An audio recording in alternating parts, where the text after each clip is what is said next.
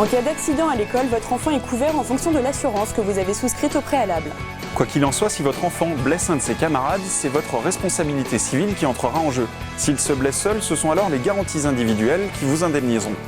Alors pour tout savoir sur le sujet, regardez notre reportage. Selon les activités scolaires de votre enfant, il se peut que l'établissement demande une assurance pour prévenir tous les dégâts qu'il peut causer. Cette assurance est presque obligatoire. Il est tout de même fortement conseillé pour éviter tout imprévu en cas d'accident de souscrire une assurance scolaire pour couvrir votre enfant. En cas d'accident, voici la marche à suivre pour que votre enfant soit pris en charge dans les meilleures conditions. Premièrement, faites une déclaration directement auprès de votre assurance, soit à l'aide d'un formulaire spécifique ou sur papier libre en joignant le numéro du contrat d'assurance.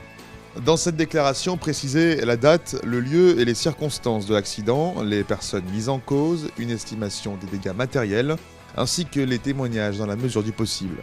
Après cela, vous n'aurez que 5 à 8 jours ouvrés selon les organismes pour envoyer votre déclaration à votre assureur, et ce, que votre enfant soit victime ou responsable de l'accident. Dans un second temps, votre assureur accusera réception de votre déclaration et vous demandera alors toutes les pièces justificatives des frais occasionnés par l'accident.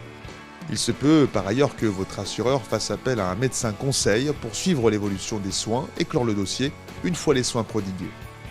Vous pourrez donc prétendre à ces indemnisations à la condition d'avoir souscrit au préalable une assurance scolaire prenant en charge les dommages subis par les enfants scolarisés. Prenez bien soin de vous renseigner car les assurances scolaires comportent en général 2 garanties. Une garantie responsabilité civile pour les dommages causés par votre enfant et une garantie accident corporel pour les dommages qu'il aurait subis. Enfin, un dernier conseil, vérifiez que votre assurance habitation ne comprend pas déjà ces garanties, ce qui est presque toujours le cas pour la responsabilité civile. Des garanties fortement recommandées pour la sécurité de vos enfants.